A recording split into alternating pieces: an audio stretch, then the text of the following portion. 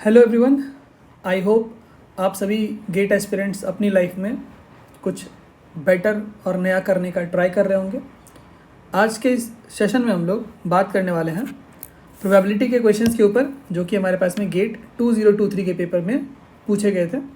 जो हमारा पहला क्वेश्चन है, ये क्वेश्चन इन्वायरमेंटल इंजीनियरिंग के पेपर में सिंगल मार्क के लिए पूछा गया था। देखते हैं इस क्वेश्चन को। क्वेश्चन है, a researcher compiled the following information about the performance of a kit in an outbreak। ठीक है, तो एक रिसर्चर है, उसने क्या किया है, एक इन्फॉर्मेशन कंपाइल करके यहाँ पर गिवन दिया है, दैट इज इन्फेक्शन स्टेट और किट का रिस्पॉन्स। दो इन्फॉर्मेशन उन्होंने प्रोवाइड किया है। हमसे क्या पूछा गया, the probability of detecting an infection for a positive result through the kit. Kit के थ्रू पॉजिटिव रेस्पॉन्स होना चाहिए और जो इन्फेक्शन है वो डिटेक्ट होना चाहिए। दैट मीन्स ये वाला केस पूछा गया। ठीक है, इस क्वेश्चन में हम क्या करेंगे, बेस थ्योरम लगा लेंगे, क्योंकि हमारे पास में क्या हो सकता है, फर्स्ट केस ऐसा हो सकता है कि उसको डिजीज़ हो और किट का रिस्पॉन्स पॉजिटिव हो। सेकेंड केस क्या हो सकता है कि उसको डिजीज़ ना हो फिर भी उसका किट का रिस्पॉन्स पॉजिटिव हो। यही दो केस हो सकता है, पर हमसे पहला वाला केस के बारे में पूछा गया है कि फर्स्ट वाला केस के थ्रू होने की क्या प्रोबेबिलिटी है। ठीक है, तो बेस रूल यहाँ पर हम यूज़ करेंगे और आंसर निकालेंगे। ठीक है, आई होप आपको समझ में आ रहा होगा हम क्या करने वाले हैं। तो मैं यहाँ पे क्या करूँगा, सबसे पहले मैं यहाँ पर लिख देता हूँ जो प्रोबेबिलिटीज़ हमारे पास में गिवन है। डिजीज़ होने की प्रोबेबिलिटी क्या गिवन है, या फिर आप इन्फेक्शंस बोल लीजिए। डिजीज़ होने की प्रोबेबिलिटी है 0.002। ठीक है, तो फिर नो डिजीज़ होने की प्रोबेबिलिटी क्या हो जाएगी, नो डिजीज़ होने की प्रोबेबिलिटी क्या हो जाएगी, 0.998। ठीक है, सिमिलरली किट का रिस्पॉन्स की अगर मैं बात करूं, that means positive kit response. इस केस में जब डिजीज़ हो उसको, तो किट रिस्पॉन्स क्या प्रोबेबिलिटी है, 0.98। ठीक है, और जब हमारे पास डिजीज़ ना हो उसके साथ, उस केस में पॉजिटिव रिस्पॉन्स होने की क्या प्रोबेबिलिटी है किट की, वो है 0.03। ठीक है, तो दोनों हमने समराइज कर लिया। तो अब हमें क्या चाहिए, हम बेस रूल यहाँ पर अप्लाई करेंगे, बेस रूल। ठीक है, तो डिनोमिनेटर में क्या होता है हमारे पास में, बेस रूल में जो टोटल केसेस होते हैं, दैट मीन्स डिजीज़ हो उसको। ठीक है, दैट मीन्स एक्चुअल में उसको डिजीज़ थी, उसकी प्रोबेबिलिटी क्या हो गई, 0.002। और किट का रिस्पॉन्स क्या हो उस केस में, पॉजिटिव हो, उसकी प्रोबेबिलिटी क्या हो जाएगी, 0.98।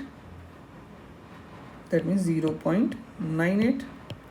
सेकेंड केस क्या होगा कि उसको डिजीज़ ना हो उस पर्सन को, बट फिर भी उसका जो रिस्पॉन्स है वो पॉजिटिव आया हो, तो डिजीज़ ना होने की प्रोबेबिलिटी क्या है, 0.998। ठीक है, इनटू किट का रिस्पॉन्स पॉजिटिव होने की प्रोबेबिलिटी 0.03।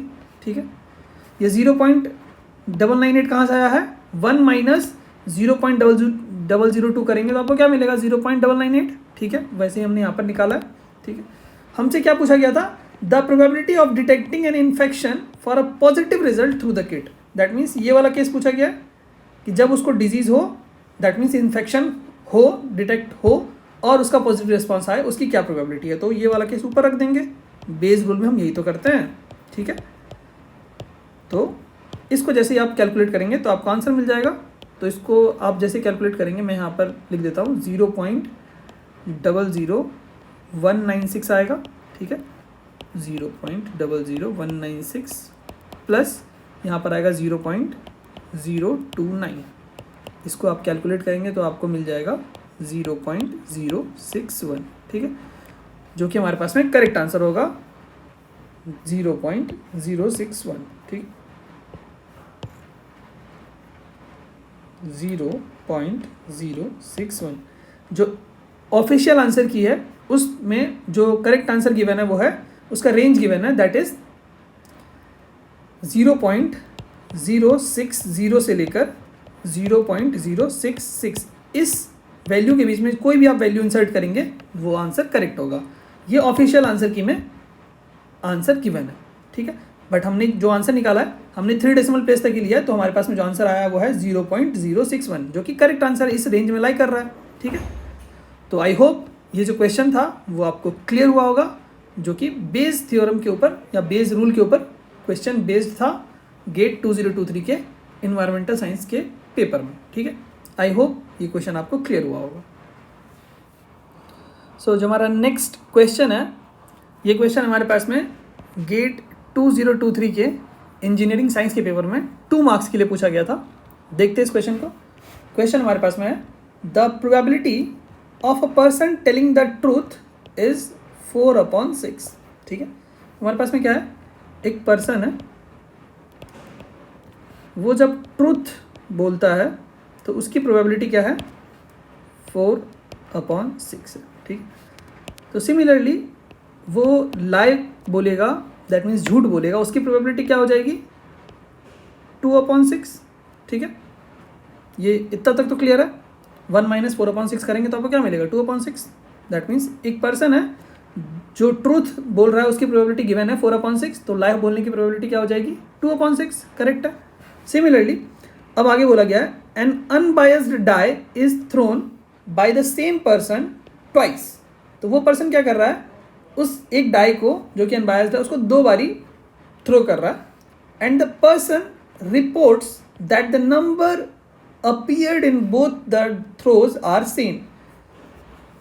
एक डाई है, ठीक है, डाई पे नंबर्स क्या क्या गिवन होते हैं बताइए, 1 2 3 4 5 एंड 6। ठीक है, तो उस पर्सन ने क्या किया, इस डाइस को ट्वाइस थ्रो किया है, 2 बारी थ्रो किया है, और उसने बोला कि दोनों बार जो नंबर है वो सेम आया है।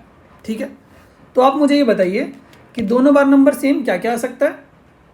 तो या तो 2 बार टॉस हुआ है, तो दोनों बार क्या क्या आ सकता है बताइए। अगर नंबर बोला गया सेम है तो या तो दोनों बार 1 आया होगा, या तो दोनों बार 2 आया होगा, या तो दोनों बार 3 आया होगा, या तो दोनों बार 4 आ गया होगा, या तो फिर दोनों बार 5 आ गया होगा, या तो फिर दोनों बार 6 आ गया होगा।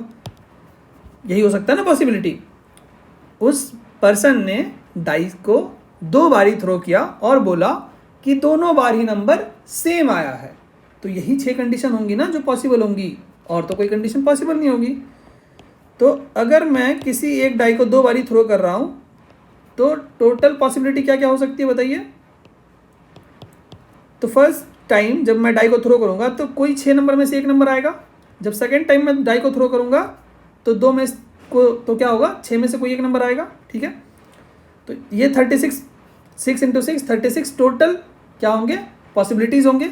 उन टोटल 36 पॉसिबिलिटीज़ में से सिर्फ ये 6 पॉसिबिलिटीज़ होंगे जहाँ पर कि क्या होगा, नंबर सेम होंगे। ठीक है, तो दोनों ही थ्रो में सेम नंबर आने की प्रोबेबिलिटी क्या हो जाएगी, 1/6। ठीक है, ये 6 कैंसिल हो जाएगा, 1/6 आ जाएगा। दोनों ही डाइस पे सेम नंबर आ जाए, same number on both the dice, on both die. 2 बारी जब थ्रो करेंगे दोनों ही डाइस पे सेम नंबर आ जाए, इसकी प्रोबेबिलिटी क्या हो जाएगी, 1/6। ठीक है, अगर अब मैं यहाँ से इसको लिखता हूँ, यहाँ पे लिख देता हूँ मैं, same number on die both die. ठीक है, सेम नंबर आने की प्रोबेबिलिटी क्या हो जाएगी बोथ डाई पे, 1/6। तो सेम नंबर ना आने की प्रोबेबिलिटी क्या हो जाएगी, not getting same number on both die. ये क्या हो जाएगा, 5/6। अगर दोनों डाई पे सेम नंबर आने की प्रोबेबिलिटी 1/6 है तो सेम नंबर नहीं आने की प्रोबेबिलिटी क्या हो जाएगी, 1 - 1/6 दैट इज 5/6। क्लियर है यहाँ तक, कोई दिक्कत नहीं है, सॉरी। तो यहाँ पर आ जाएगा 5/6। ठीक है, बस अब आपको क्या करना है, आपसे पूछा गया है the probability that actually the numbers appeared in the both the dice both the throws are same. क्या प्रोबेबिलिटी होगी कि एक्चुअल में दोनों डाइस में नंबर 6 आया होगा, इसकी क्या प्रोबेबिलिटी है। क्यों बोला जा रहा है ऐसा, क्योंकि वो तो कभी सच बोल रहा है और कभी झूठ भी बोल रहा है, तो एक्चुअली में दोनों डाइस पे नंबर सेम आया होगा, इसकी प्रोबेबिलिटी हमसे पूछी गई है। ठीक है, क्यों, क्योंकि जो पर्सन है वो कभी सच बोलता है कभी झूठ बोलता है। ठीक है, तो कैसे निकालेंगे अब आप बताइए मुझे। तो इस केस में अपन क्या कर सकते हैं, बेस थ्योरम का रूल यहाँ पर भी लगा सकते हैं अपन। यहाँ पर क्या करेंगे अपन, बेस थ्योरम का रूल लगा देंगे, बेस थ्योरम। तो क्या हो सकता है, टोटल केसेस होंगे नीचे में जो कि होंगे हमारे पास में उस पर्सन ने सच बोला होगा, ठीक है, और 6 आया होगा, ठीक है। तो 4/6 ट्रूथ बोलने की प्रोबेबिलिटी और 1/6 उसने उस दोनों डाई पे 6 आया होगा और उसने सच बोला होगा, ठीक है। दैट मीन्स उस पर्सन ने सच बोला और दोनों डाइस पे नंबर सेम आया है, वो वाला केस हमने यहाँ पे लिख दिया। प्लस ये था हमारे पास में ट्रूथ और यहाँ पर same number on both dice, ठीक है, ये हो गया।